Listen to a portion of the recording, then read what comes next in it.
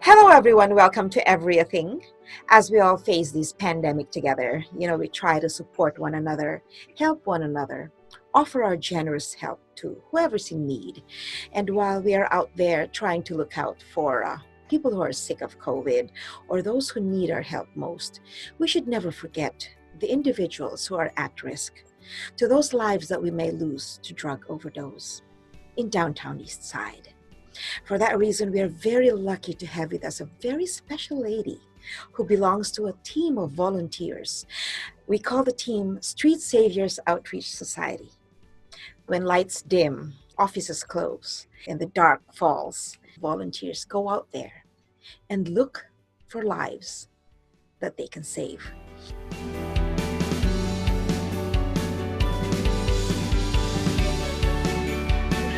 Thank you so much for joining us. I am so awe-inspired by what you do. But before we move on to what you do, please tell our viewers exactly where you're connected or exactly. Okay, so I work at Street Saviours Outreach Society as a first responder, and we are outreach and medical based. I also work with Milner Consulting, which is another medical based company that does festivals. So this year we are not doing festivals. So it's a combination. For me, it's a passion. And once I explain more about what we do, you'll see why that easily becomes a passion for anybody who's wanting to help people during this time. I have training as a certified first responder. I'm a licensed emergency medical assistant first responder, and I have training with the WHO and Mental Health Commission of Canada and psychological first aid components. So that allows me to go and walk with our team, and most of mine is outreach, like where's this person at? Where is their mental health? How are they feeling about today? Do they need something? Do they need clothing? What is it that is their need in the moment, and how can I meet that need? Wow. So that's usually where I find myself most likely diving into things down there. Wow. How did Street Saviours start? Okay, it started in 2016 by Ryan Venna and a group of friends of his. They were all in recovery at the time, and they decided that they were on a mission to go down to the downtown east side and start taking care of people doing outreach. And from there, I met Ryan working at the Electric Love Festival with Milner Consulting, and he came in with his team. And that particular year, there was, I think, about 200 overdoses at that festival during the weekend. And his team literally came in and found people where nobody else would find them. He's magical. So I spoke with him and said, I need to volunteer with you. I need to find a way to do what you're doing, because that was one of the most inspiring weekends of my life. Watching our team help people and keep them alive in just a bizarre scenario. The opioid crisis is it's everywhere. It's not just in the downtown east side. It's in your schools. It's in your home. It could be with your teenager or an aunt, an uncle, a sister, or brother. You won't know until you need to save a life. And we hope it's never too late, right? Exactly. Yeah, it's never too late to give somebody another chance. I believe that everybody is capable of change if they're ready and willing to do so. Wow. So how do you find these at-risk individuals, Kayte? Do you know exactly where to go, or is it like a blind mission that you just go out into the streets and start looking around? How is it done? It's kind of a combination of the two. So we have teams. Lately, we've been doing teams of 4 people, and usually we have more than one team. And we have a team lead on each team that manages the team and makes sure that everything's being done correctly. It's quite organized just because it is COVID, and we want everybody to be very safe, including those people in the community, as well as our team. And many of our team members lived in the area that we patrol and know people down there. So when we come down, it's kind of like a member of the family is here to help. That's the feeling that we get. Or one guy called us angels with candy because we always have candy packed with us. So that was kind of sweet. But it's kind of teams, and some people we know exactly where they are, other people we don't, but most of the individuals that we help with overdoses are in back alleys, or they're in a building in the back of a room and their friends are flagging for help. It could be anywhere. It could be a hotel. It could be these overdoses, are they accidental or were they actually? I actually found something really interesting on that. Let me find the overdose information. So from January of 2020 to March, there were 1,018 deaths, and of those, 96% were accidental. So somebody bought something that they thought was one thing, and it turned out that it was laced with fentanyl. And that's the most common thing that we see. And often I will be seen going into somewhere, talking in a school or wherever it is that I'm speaking, and I show people how to use fentanyl test strips. Because if you're a parent and your child comes home with something and your child's not feeling well, you're going to want to know, how do I test this thing? And how do I save the life of my child? Because a lot of the time it's teenagers or it's people just experimenting, not meaning to go where they ended up. And often it's also people, one team found people that were over from the stadium after a hockey game. So it can be anybody. It can be your office worker. It could be, down 4th Avenue one day, we found somebody overdosed. And it wasn't with Street Saviours time, but we were able to bring that person back. So it's really just being keenly aware of what that looks like and what the different medical situations look like. And then where do we go from there? We just use the steps that we learned when we did our certification. A lot of us have had situations come up or have attended to an overdose that was successful or not outside of Street Saviours, or we have lots of people that are graduating, going into paramedic school, or that are EMRs and say, I have this capability, let me use it to help people. Wow. So our team is amazing. It's a big family of just this amazing group of people with big hearts. I know, and these are volunteers, right? Everybody's a volunteer. Wow. Aside from the fact that, they want to learn more, they want to apply what they've learned, what do you think are the main reasons that keep them there once they're already with you? I'm sure there are a lot that stay there. Everybody that is there and an active volunteer, as we get to know them, they're kind of just brought into the family. And there really is that feeling like we can have a situation come up with somebody and everybody will contribute to make that situation successful for that individual. There's never a time that we would turn away from anybody at Street Saviours. It is very much, very cozy and warm.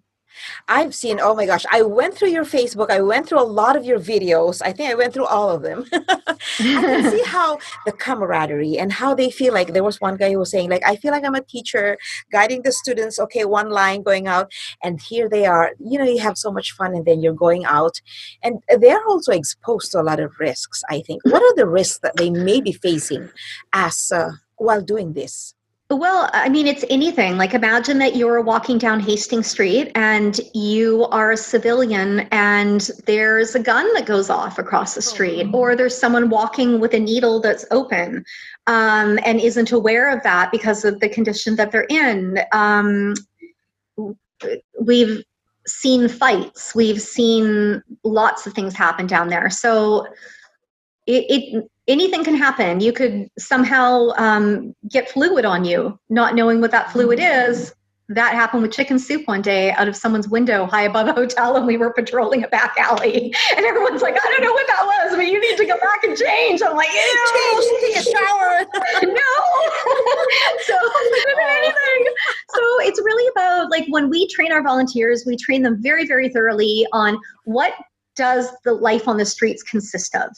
What are these people facing? Where did they come from? How did they end up where they are? And, what can we do to make their situation better? Even if it's just, handing them a power drink or a bottle of water going, you look thirsty, here.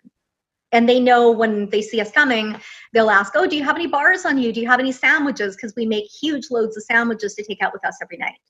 So lots of food and candy and toothbrushes and essentials, and it's all by volunteer donations. So we run everything 100% without any funding. That is amazing. That is amazing. Those that are at risk, how do you think, what's the major reason why they have come to this part in their lives? There's so many different reasons, but I would say the number one is systemic trauma.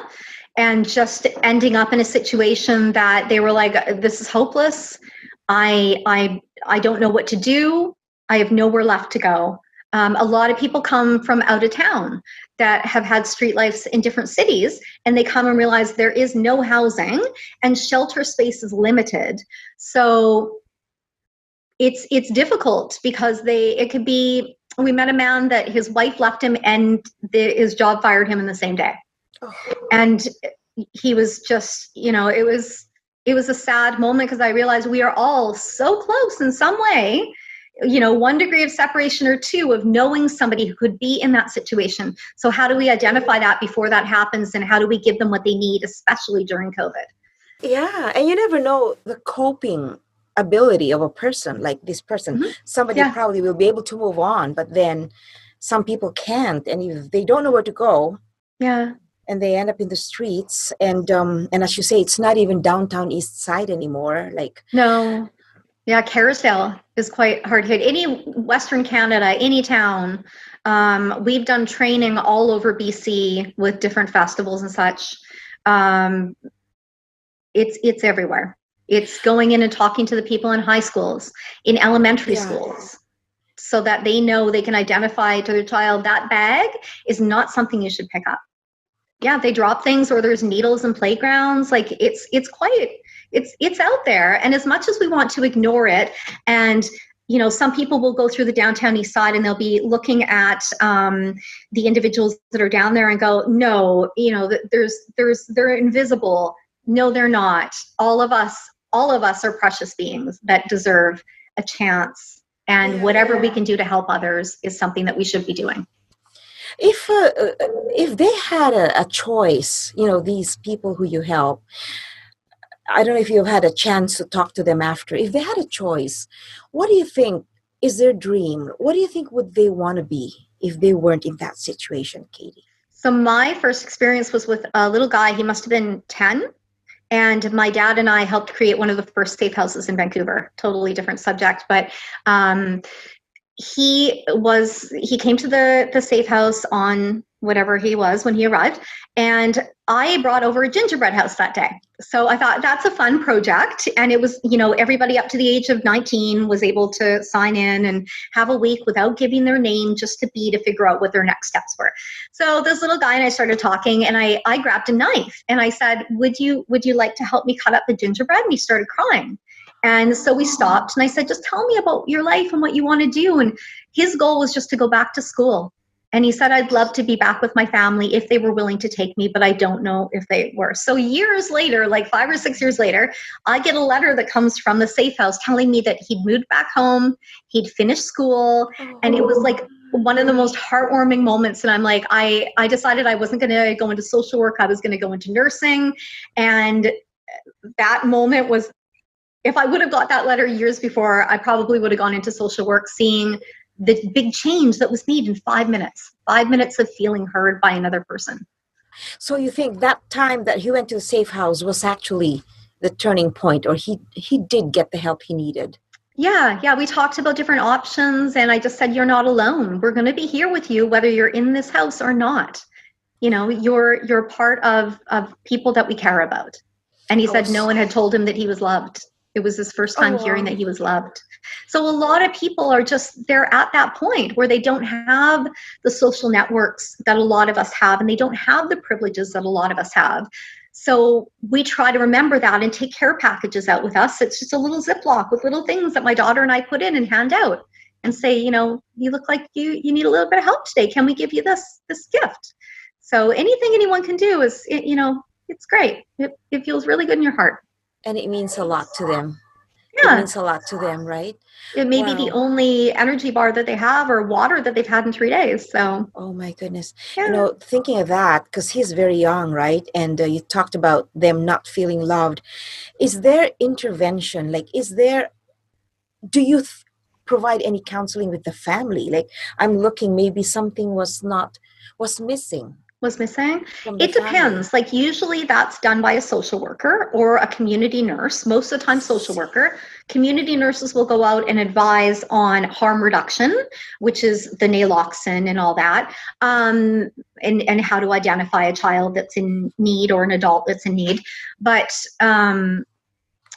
Yeah, usually it's a social worker is the first point of contact that once they get into the hospital environment. But if that individual chooses that they do not want to go to the hospital, they can refuse care. And in that case, we would tell them, okay, do you have anyone that you can stay with for the next half an hour or for the evening? One of your friends here around you to just make sure that everything's okay, because we're going to be walking around, and if it isn't, we're here.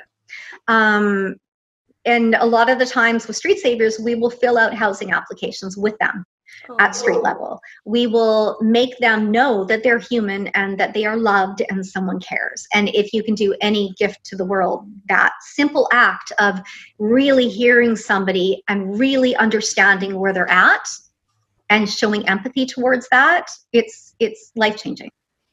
Wow. It just reminds me, Christmas is coming. Yes. How are they during this time of the year? We have a fundraiser going up this weekend for that. And basically what we do is we buy 4 hampers from Quest Food Services, which is a discounted food store for people that are on low income that anyone can go and sign and get a card if they qualify. And we ordered 4 of those. Last year, I spent probably about $600 of my own money going out and buying gloves from the dollar store and mums in North Vancouver. I have a mums group there. And I said, these are what we need in donations. So anyone wanting to donate, I can give you the email address to make donations to, and one other individual and myself pick up clothing and things like that. And we try to get all the packages done by about a week before Christmas and then give them out. And sometimes if it's a particularly cold winter, we'll start taking socks and, security, the blankets with us out. We had a organization that was going out of business because of COVID, and they gave us tons and tons of blankets and tents. It was like a children's camp closing down. So anyways, we were very lucky with that, and we haven't distributed them yet, and it will feel so good that when we give that person that blanket, we know for at least that night they'll be warm. Are they okay after that, or? It depends on the individual. Like, I've seen it go both ways where, they'll still be living down there, but gradually things will be better for them, or things remain the same and we love them just the same. Oh, wow. So I can see your mission is to save lives. Do you have, what happens after that? Like those that you've saved, they know, I'm sure they know, right? What happens to them after? It depends on the individual. So some people are medical terminology frequent flyers, and they will come back into treatment, and they will go through that process several times because they're not ready to yet look at, this is something that's an issue that isn't healthy for me. And once they get to that point where they're able to look at that, then there's secondary programs and, affordable housing that they could get into and different options, but they have to be at that level where they're willing to help themselves, even just a little bit. If I see that glimmer, I will go to no end to make sure that that person's placed properly. True. And I'm sure you can tell if there's someone who's ready to Absolutely. get back into the community and live a normal life. Yep. Oh my gosh.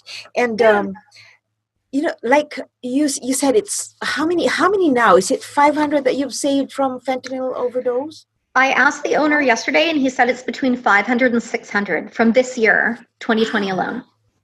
Wow. And these are from everywhere. It's mostly for us. It's probably about an 8-block radius, I would say, of Main and Hastings. Because we'll walk through the parks, we'll walk down the alleys, but it's mainly, we call them the mains, which is your Hastings Street and Main Street. That crossing there is the mains. A lot of the action happens there. That's primarily, or the alleys surrounding that. Is there an age bracket, Kayte, that's affected by this one? It's mostly 29 to 49 is the average. Like if you look at statistics, the 29 to 39 group was like 27%, and then the 30 to 40 group was actually just higher than that. So it could be anybody though. Like I have helped people at festivals that were 18 all the way up to people that were like 72 that were dealing with different things. And you never know when somebody's going through a hard time because most people won't say things. The fact that 25% of the people that have this situation occur for them are female, and 75% are male, and males in society feel uncomfortable being vulnerable because they believe that, they were taught that they have to be the strong ones. So really it's kind of looking out for, what does that demographic look like, and how can we notice these signs, which is a whole other discussion. Wow. I can just imagine your volunteers have to be truly trained, not only with administering your, the equipment or the drug savers, but also with dealing with mental concerns, right? There's very few of us that actually have that training, that component of training. But any of our outreach are welcome to talk to people, of course, within a good distance. And right now, unfortunately, we'll stop and talk to somebody before we need to move on to another scene. But I think it's only myself and 2 other people maybe that have the mental health and psychological first aid component. And you'll find that those volunteers gravitate towards that work. You gravitate towards what you feel where you can contribute most. Have you ever had a volunteer who was not in any way, involved in things like this? Like they could be a student, they could be an athlete, and suddenly they volunteer, and then it totally changed their outlook in life, and now they're into this kind of work. I have found that in the festival environment much more than I do in the downtown east side, but I'm sure other people that are street savers could speak differently to that, because we do have people that lived in the downtown east side. There were people that we took care of that they're now working as people in emergency medical responder positions. Like, amazing. It's a whole mix. Wow. Can you share at least 1 or 2 success stories, like those who have actually been revived from a drug overdose? Usually it's a simple thing, and they're going to respond in 3 different ways. I had a guy at a festival, this is in downtown east side, that had carfentanil, which is different than fentanyl. It's much, much stronger, and it takes just like a grain of salt, and that person could potentially be in an issue where they weren't able to take in oxygen. He was brought in, and we were administering Naloxone to him, and we thought he was going to be okay, and then he crashed again, and he crashed again, and he crashed again. And I will never forget that feeling when I went from, just being outreach to saying, I need to go back and do my medical, because it wouldn't have made a difference if I did or didn't, but it was how many more people like that are in their tent out there at this very moment, and could I help them too? Working with Milner Consulting literally changed my life. They're amazing. Downtown east side, I'd seen, just on street level, the person wasn't aware that they'd taken anything that could possibly, result in that. And he was really confused when he woke up. I didn't take anything. We're like, it's okay. You're not being stigmatized. That's the other thing is, really, really getting into the community vibe of non-stigmatization and legalization of some of the things that are ingested would probably be a good thing, because they wouldn't have fentanyl in them or other substances that cause the issues to arise. Yeah, I've seen the videos where I don't actually know how it looks. Like, is it an injection that you? Yes. Do you want me to show you? Oh, yes. Okay. Let's see if I can tilt this here. Let's see. Okay. There we go. Okay. So basically, you're going to need a needle and an ampule. Okay. Can you actually see that? Yes. And this is just the stopper on the ampule. So we're going to leave it on there, and we swirl it around a few times like that. Okay. And then we're going to pop it away from us. But I give it a few taps first, just in case there's any liquid at the top. We're going to snap it away, which takes a little bit of effort. Bear with me a moment. Oh, my goodness. Okay, so I can't snap it off for some reason. Let's see if I can do it. Imagine that this vial now, all the liquid is here. That's so funny that I can't snap it right now. So then we're going to snap the cap with this here on outwards away from us. And imagining that part is now gone, we're going to take our needle and we're going to take the cap off of it. And we are simply going to insert the needle Wow. into the ampule, and we're going to draw it up. Okay. And then basically once it's injected, it snaps back in. I don't know if you could see that. Oh, wow. Yeah, so there's no risk of you then accidentally being injected by the needle. And where do you inject? Where do you inject that? Like a fatty area, maybe the top of the arm or in the buttocks. And basically you just take it and you put it upside down and you jab it in. You can do it through clothing as well. Yeah, it's very quick, very quick. Then we wait about 3 minutes, making sure first it's important that the airway is open. So even if somebody just has the airway open, you open up your packet, all of the steps, which are Save Me, is the acronym that's used for them, are inside the package. And you just follow the directions, and then you wait 3 minutes, and you're going to want to check, is there breath coming in and out? Are we feeling a pulse? And if not, then we would inject again in that 3 minutes. Sometimes it takes 2 to 3 ampules now in order to revive a patient. Wow. And after they walk away and they're ready, or they go into the hospital for recovery? Or we would prefer that they go to the hospital, because then they're going to actually get proper care, because there's always the chance that they could relapse again. Even though they've been given the Naloxone, it could, it may not stay active in their system long enough for them to not have a relapse. Which is why we recommend that if they don't want to come to the hospital, they make sure that they have someone with them that can look after them, or someone willing to kind of babysit for the. And your team does that, you patrol. What time are you done? It depends on what time the team starts. So like usually we leave at 8, and we've been out like as late as 1 or 2. It depends on how much activity. And during check week, we're out longer, and we're out 7 days a week on that 1 week. So 3 weeks of the month, it's Monday, Wednesday, Friday. And then that particular week, it's 7 full days. So check week is open to a lot of activity. It is, yeah. It really is. You founded Safe House. So are you able to, is there a relation? Is this an offshoot of... No, it's completely separate. There was like 40 years difference, almost 30 years difference between the two. I was a street punk on Granville Street from 86 to 89. And my dad made it a mission to make sure that there was a safe place for children to go, that they could choose to make a different path in life if they wanted to do so, if they wanted to feel safe. So Dad bought the house, and we helped train the staff, which are now through the ministry. So I'm sure rules have changed a little bit, but the idea was just somewhere that they could go. And that was an offshoot of another house that I paid rent at, and anyone was welcome to come and stay. Completely different project that we worked on, but really successful in the end. Yeah, that's amazing. It's sort of a place where, and it's for young kids. It was, for youth up to adult age.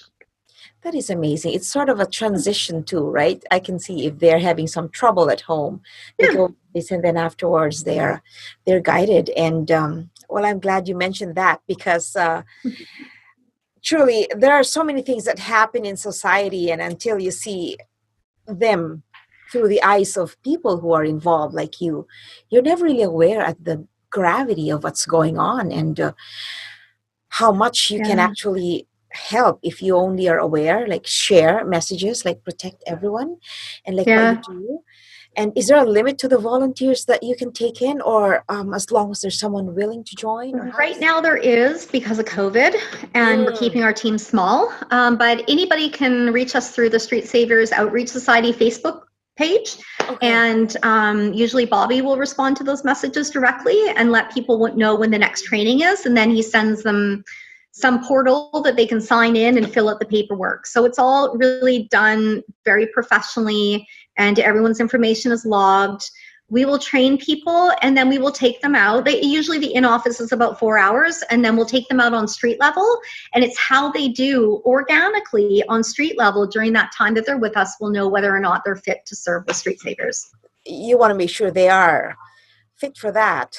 Yeah, or respectful towards the streets and people Wow. living down there. Because once you start working down there, you see that it's not this scary, scary world that it's portrayed to be. Yes. Everyone down there kind of has a purpose and a street family, and they're looking out for each other. It's actually really beautiful. So once you begin to volunteer, you realize this isn't what I thought it was. But I can actually apply my skills and knowledge that I have of the street to make someone's life a little better for one day. I can just see it's one way for you to become grateful for what you have. Seeing how it Absolutely. is in that side. Yeah, there's no ego, there's no reward outside of seeing someone smile and seeing someone feeling better and healthy. Oh, wow. What a beautiful mission, Kayte. And this is really perfect during this time where everything's been humbling for us all during COVID, right? We realize the little things, they matter a lot. And we now open our eyes to all of these because now we have the time to see what's going on. Yeah, we really do. Well, Wow. we're definitely like probably in the next month going to be making up little baguettes that have water and a little chip of soap in it. And I'll go out and buy the antibacterial wipes, and we'll give those as little packages to people because COVID's still happening. Oh, that's true. Wow. Thank you so much, Kayte. What a pleasure Yeah. to speak with you. And please, well, on behalf of everything, thank you for what you do. And Welcome. please let all your volunteers know how thankful we are. You never know, it could be a friend who needed them, Absolutely. someone Yeah. I know. Yeah, and we also do group trainings for naloxone. So you have my email. If anybody does want to do group training, you can just contact me and we will bring the kits in, and we spend about 2 to 3 hours actually running through the scene a few times until they're comfortable enough that I know that when they Wow. left, they could actually handle that. So Do it. what to look for, how to Don't not just do panic. it. Yeah, don't do it without looking at the instructions. There's a reason we say save me. Oh my gosh, yes. You're supposed to save me. Absolutely. Oh, wow, that is amazing. Well, we can't wait to see all your projects, everything that you're going to do, especially this Christmas, and anything we can do to help, let us know. Thank Um, you. Thank you again for what you do. And Kayte, I really appreciate that you took the time. I know you just went through um, your surgery, but I'm glad you're feeling better. You're looking Thank amazing. you. Thanks. Gorgeous as ever. And thank you, Randy Winter, for connecting Yes. Kayte and myself. Like, Yes. what an amazing community we have, right? And we are so lucky. There you go. Well, we thank you again, and all the best, Kayte, and to you and your team, Thank and you. to all your volunteers. Thank you. Blessings, and take care. Thanks. You as well. Thanks for having Okay. me. Bye for now, Bye. Kayte.